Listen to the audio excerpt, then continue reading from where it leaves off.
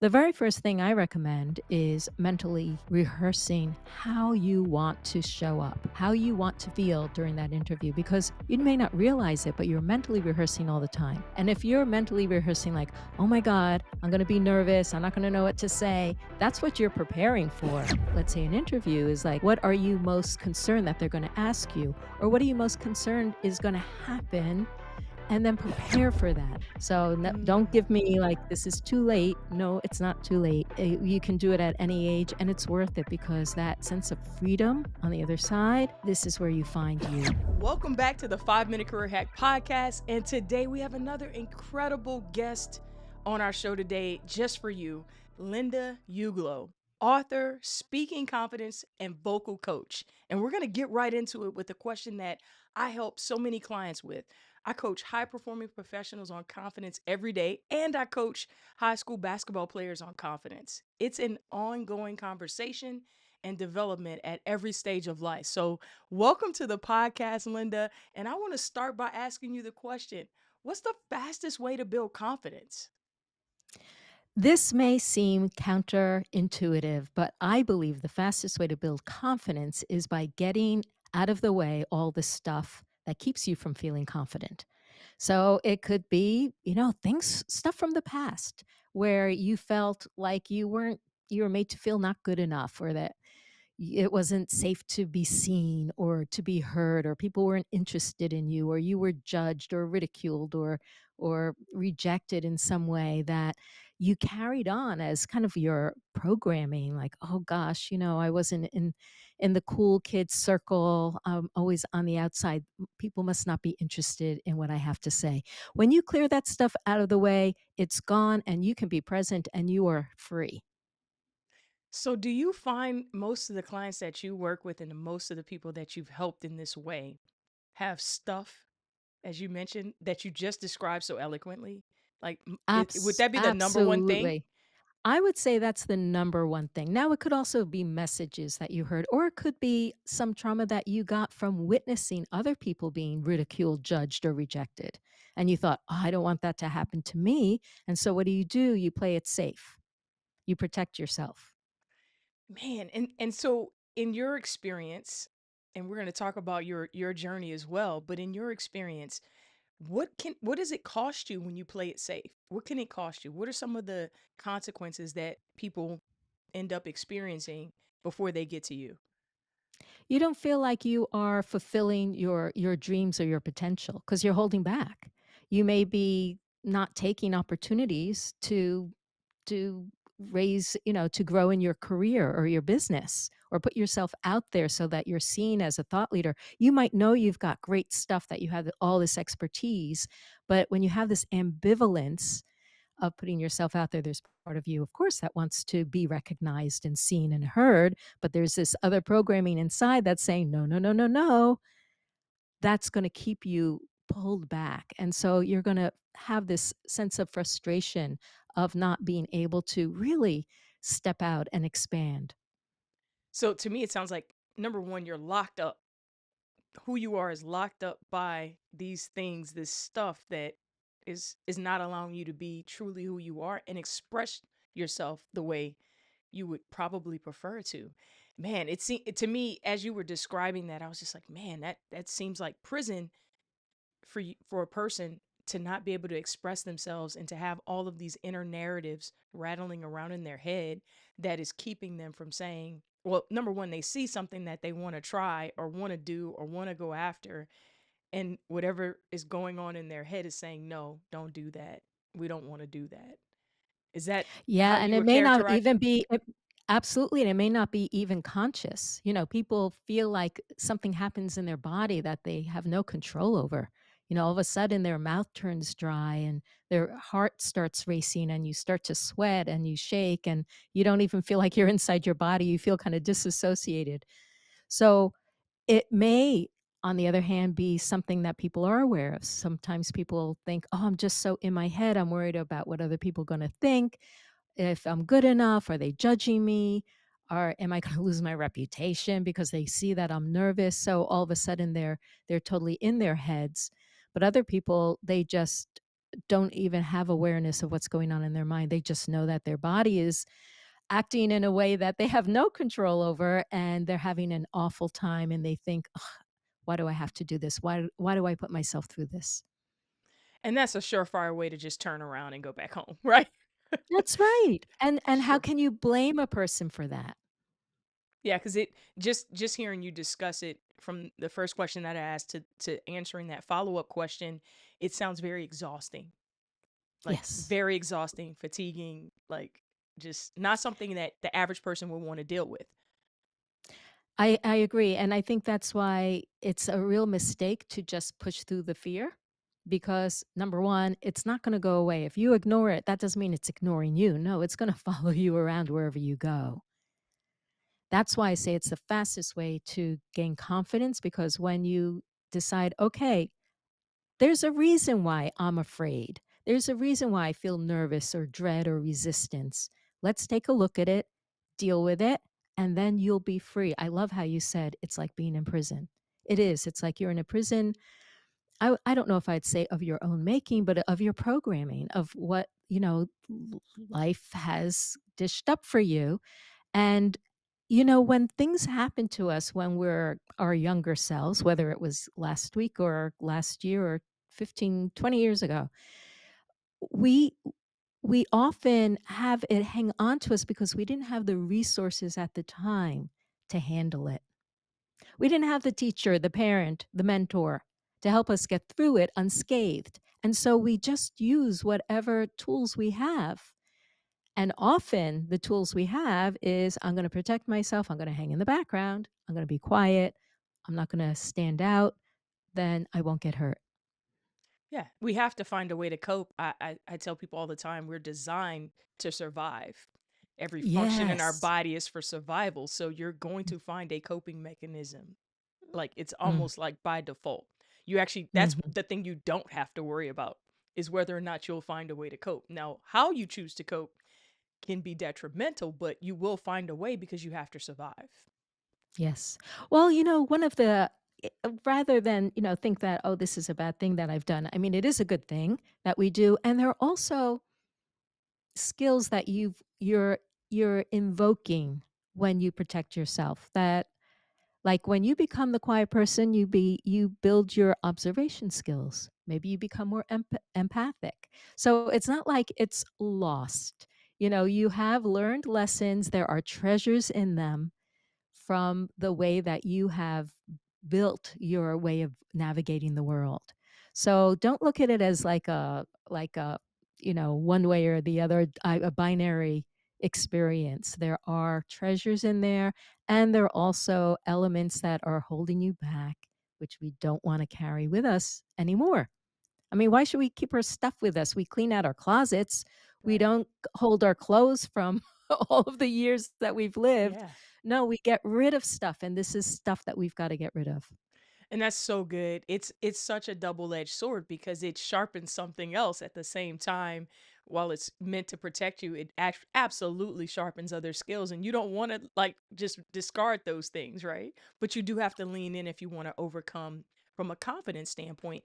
And most of our listeners, especially in today's climate, people are looking to pivot in their careers. They're looking for the dream job. They're looking for the job that might pay them more money, whatever it might be, but they've got to go through an interview process. And what we're finding at the 5 Minute Career Hack with our clients is that so many of them have been out of the interview game for a while.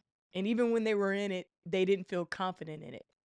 So, what would be a simple framework based upon the stuff that you just described and getting through those things, being self aware and getting through those things? What would be a simple framework for someone to practice right now to help prepare them for an interview? Well, if you've got an interview coming up, I wouldn't necessarily recommend going through this deeper process. Maybe if it's a few weeks away, a few weeks is fine. But if you have something like the next 3 or 4 days, I recommend a different kind of a process. The very first thing I recommend is mentally rehearsing how you want to show up, how you want to feel during that interview, because you may not realize it, but you're mentally rehearsing all the time. And if you're mentally rehearsing, like, oh my God, I'm going to be nervous, I'm not going to know what to say, that's what you're preparing for. But if you say, okay, I'm going to imagine feeling very relaxed or calm or grounded in my body, connected with myself. I want to envision myself speaking slowly and clearly. I want to imagine that these are people who are friendly, who are, maybe like I met them on the street and we come into a conversation, that I can be conversational with them like I would be with my friends. So, whatever it is that you want to envision, or maybe you want to have a different vision, maybe you want to feel very authoritative. You want to have a like a confident demeanor. You want to come across as, owning your competence. That's what you put into your mental rehearsal. This is something that, well, you're in athletics. And you know that athletes use this all the time. And we can, as speakers, use it all the time. And when you have an interview or a presentation or you're networking or whatever you're doing where you're going to be opening your mouth and speaking to people, you can mentally prepare for that in your imagination. So that's number one. Number two, I would say before you do anything high stakes, you gotta realize that you don't speak from your head to that other person's head. You are speaking from your body. We use our whole bodies when we speak because it's our abdominals, our torso, the intercostal muscles, which are engaged in pressing up the air through your vocal cords. So, and the energy that you have is nuanced by the way you are using your breath. So open up your body so you feel stretched out, so you're not tight and compressed and nervous this way. You give a message to yourself that you are free, that you're comfortable taking up space, that you delight in the limelight. When the attention is on you, you have to pre- prepare your body for that, not least of which is your voice. So you wouldn't go up on stage to sing without warming up your voice. I contend it's the same thing with speaking. Don't go up on stage or go to an interview without opening up your voice. Make a bunch of sound beforehand so you know what the sound is like in your body and you can depend on it. Because nothing feels worse than you haven't spoken all day and you open up your mouth and it's kind of like this and you're kind of like tight and it's squeaky or it's shaky, and then all of a sudden you go into that mental process of, oh my gosh, that's downward spiral. So you want your voice to be able to carry your energy, your passion, your enthusiasm. So these are three things that I think are very important: the mental rehearsal, opening your body, opening your voice, and lastly, I would say, and this is beyond other kinds of preparation of what you wanna say. I would I would do a little bit of journaling of what are my concerns? And after you write down your concerns, be your inner coach and say, "I want to remind you of this. I want to remind you that if it's the right fit, it's the right fit. I want to remind you that you this or something better. I want to remind you that this is an opportunity to express yourself. So whatever it is that the wisdom that you have inside you, talk to yourself. Be that coach, be that supporter, be that ally, that fierce ally for yourself, because nobody else can do that for you 100% of the time. You're the one. Oh, that's so good, Linda. And just I hope the audience is taking notes because I know I was. The mental visualization, I believe that everybody's doing that part, but you have to make a decision what that visualization is going to look like. And I think so many people I had a player actually reach out to me about their minutes this summer for playing, and they were just like, I just want to do this and I want to be able to do this, but I think this is going to happen. Just all worst case scenarios, right? All worst case scenarios. And I believe that's what happens from an interview standpoint. It's the mental visualization of the worst case scenarios versus the things that you just described. And then that obviously can take over physiologically in your body and how you release the things that you want to say in the warm up. I love that because I'm a coach on the sports side. I love the warm up analogy because ultimately, we spend a ton of time on the warm up because the very first few minutes of a game can sometimes make or break the momentum of the game. And I believe when you talked about that morning first conversation or that morning when you first speak and you haven't warmed your voice up and it comes out crackly, and then it just everything can go downhill if the stakes are high.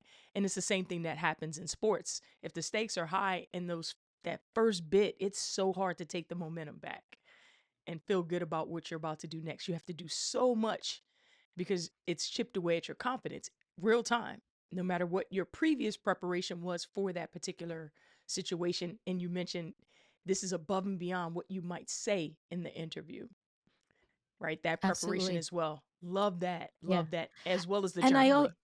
I also love what you say about, the worst case scenario. I mean, there is a place to visualize the worst case scenario. You must know about the Michael Phelps story of when he won, not only did he win 5 or 6 gold medals, but he broke a record, and it happened when his goggles had failed and he was swimming without being able to see. And I learned that he had practiced that in his visualization beforehand, that if this happens, this is how I'm going to handle it. This is how I'm going to feel. And that's what he went into. He just like went right into that prepared space. So this is how you can use that for, let's say, an interview is like, what are you most concerned that they're going to ask you? Or what are you most concerned is going to happen? And then prepare for that. So it's not, you don't want to just stop at, oh my God, this might happen. But okay, what if it does happen? What are you going to do? What if they ask you something you don't know the answer to?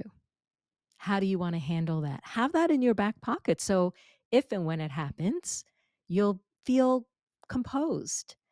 It won't throw you off. In fact, it might be like, "Oh, good, I get to use this because I prepared for it." That's so good. That's so good. That preparation is so good. Scenarios. We call them last second scenarios. Tie score, Mhm. whatever that might be. What what will we do? Because it needs to be rhythmic. It needs to be natural. I shouldn't have to think because I'm prepared for it. So love that. Right. Love that. You were gonna say? It's all about it's so much is about our expectations. So, Mhm. like, when I give a presentation, for instance, I expect that I'm going to lose my place on occasion. And I have a number of things that I like to do when I lose my place. And not only do I not mind, but I enjoy it. Mm. I like saying, I can't remember what I was saying. What was I saying? I love doing that. It's one of my favorite things to do because then it invites audience participation.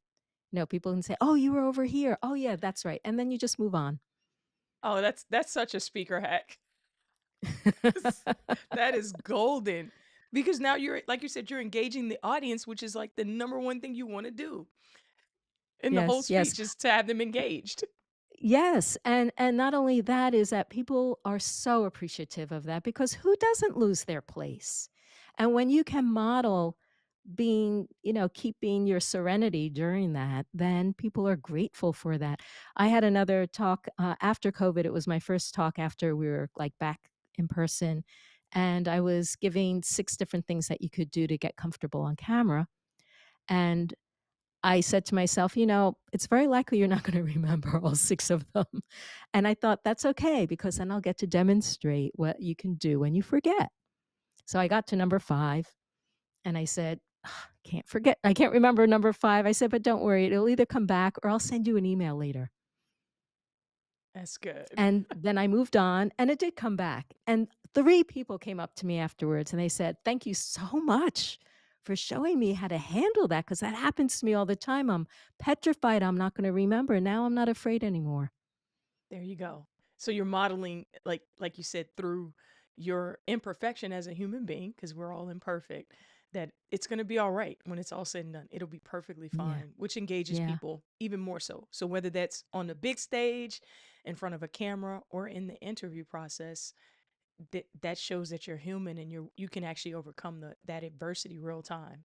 I believe yeah. Now that's this is really absolutely great. hard for yeah, this is hard for executives because, like, when you feel like you're supposed to be the one who has everything all together and you're supposed to be perfect, or maybe you were like a straight A student, it's hard to let go of being perfect and being right, and not just letting go of it, but letting go of the idea that that's a good thing because we're taught that being perfect is a good thing. We're taught that not ever making mistakes is a good thing. That was wrong. That was incorrect. And that is harmful. That's a harmful side of our educational system because in real life, that doesn't apply. That's a rule for school, but it's not a rule for life. Yeah, but it's so tough to overcome the conditioning. If to 18 Exactly. years or however long it is we're in school, it's so hard to overcome that conditioning and think, okay, well, this doesn't apply anymore when you've just done it a certain way, especially in your formative years. I believe Hmm. that's such good nuggets in there. And I just want to shift just a tinge because you introduced it as well in your conversation. But so many people that are listening right now, they have to build a personal brand now. Gone are the days that you can just kind of submit an application in your resume and that be enough with your experience to get the job. You actually have to have a personal brand to differentiate yourself on LinkedIn and other places as well. So, thinking about that, how important is your communication as it relates to building your personal brand? I would say it's most of it because how people feel around you, how you express yourself, how you interact with people, how people feel interacting with you builds your reputation. If they say, "Oh, I love working with Jamila because she's like really direct, she's straightforward, no nonsense, really fun, she's irreverent." I mean, these are like they have a sense of who you are as a person, as a teammate, as a coach, as a leader, and then when they're telling other people about you, these are the ways that they're going to describe you and how you make them feel and how they, all their the type of energy that you have and your style. So I would say that this is why it's also really worthwhile to discover and allow yourself to become more of who you are, not more of who you have been in your conditioned self, but how more of what you would be if you weren't worried about what other people would think of you. That's it. That's the golden nugget, everyone. More of who you're supposed to be, not who you've been, right? And give yourself permission in this moment. And I think what you said there around how people receive you and the things that they're saying about you is actually the brand, right? And Lovely. I like how you word that. yeah, I always tell people, I've got certain things over the course of my life and career and whatever you want to call it that I would want people to say about me. And I hope that I'm living that out in my interactions personally and professionally to where I believe you know it when they say it and you didn't tell them. Yes. Oh my God, I love that. I write about this in my book where I was at a writing retreat. And at the end of it was several days, and at the end, the leader, Suzanne Kingsbury, said, Hmm. "Okay, I'm gonna call out each person's name one at a time, and everyone's just gonna popcorn out the words that you think about that person." So, my name came around, and people are saying soft, warm, safe, gentle, And it was all beautiful stuff, and because I'm a coach and I work with people around, their traumas around speaking, that's all good stuff, but there was part of me that was, like Great. waiting somebody say bold, wacky, funny, fun, like something that has some energy to it, and all of a sudden it was like, bam. If I want people to say that about Mm, me, I have to embody that, I need to yeah. express that, and if they don't see it, they can't feel it.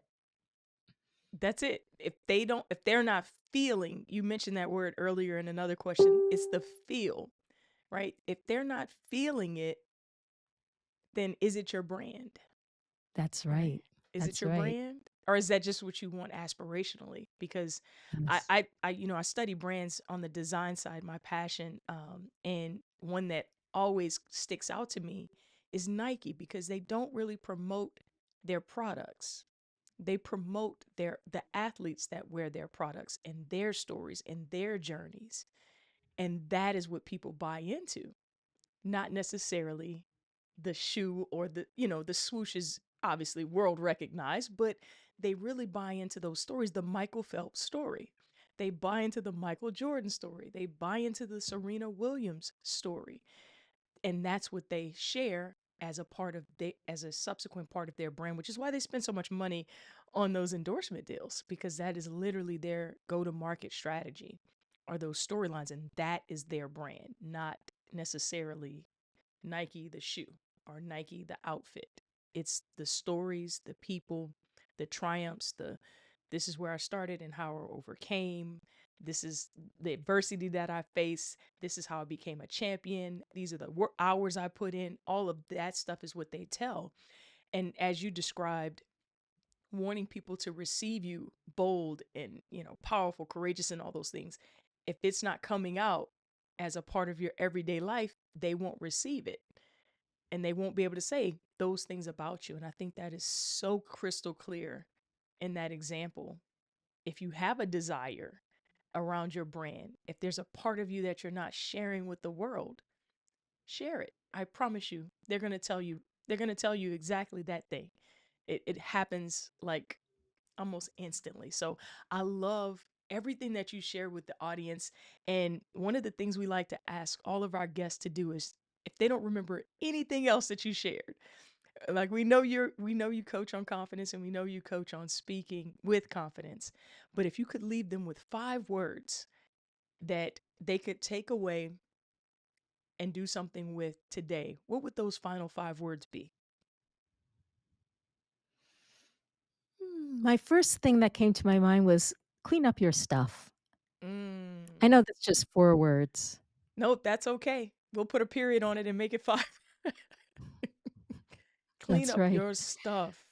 I love that. And but then the second one was, which is a little more also on the other side of forward thinking, because this one is the backside, the past. Looking forward, honor yourself. Well, this is more present. Honor the journey that you're on.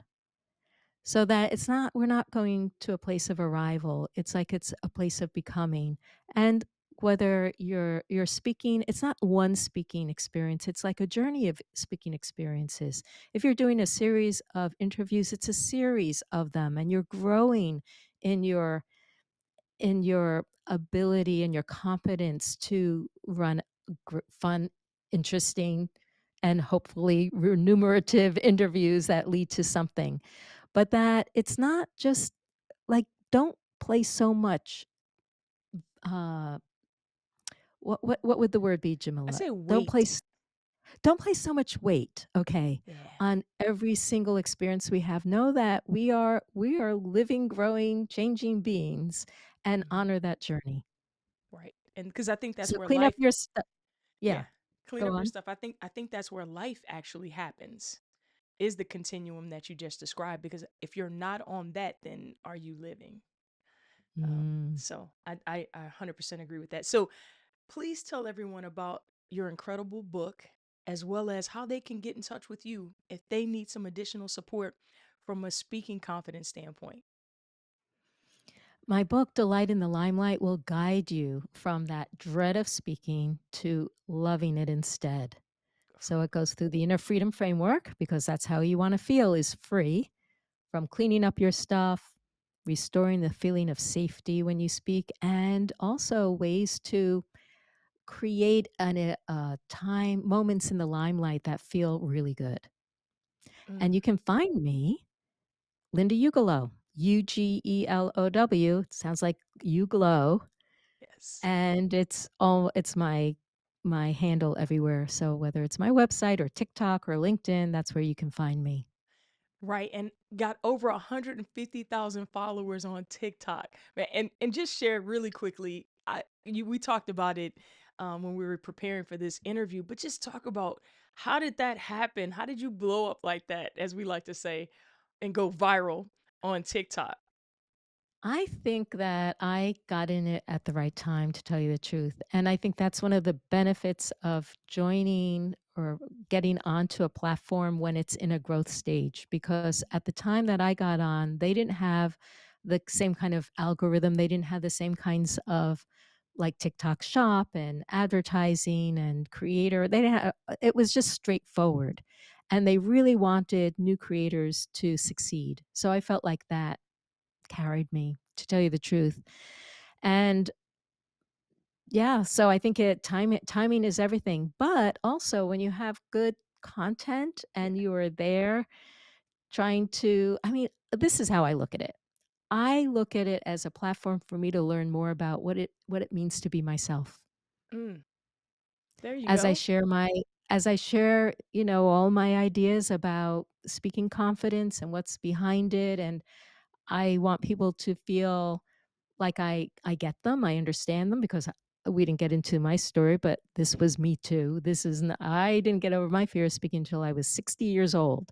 So don't Mm, give me like this is too late. No, it's not too late. You can do it at any age and it's worth it because that sense of freedom on the other side, this is where you find you. man. And I know that's gonna inspire so many people because, time is finite, it's very precious, but it's not over until it's over, if that makes sense. Amen. You can always turn in the direction that you wanna turn into or pivot into the career or pivot into the thing that or express yourself, whatever that might be. There's always hope to do that if you wake up tomorrow morning. You can always get another shot at it. I truly appreciate you taking the time with our audience today. I know they've been blessed with so much. And if you haven't already gotten a copy of Linda's book, Delight in the Limelight, am I saying that correctly? You are. Perfect.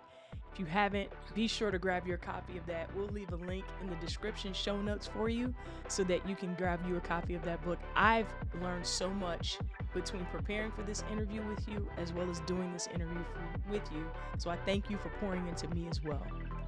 Thank you for being on the show. Thanks so much, Jamila. Have a great one. And until next time, as I always say, I love you and be blessed.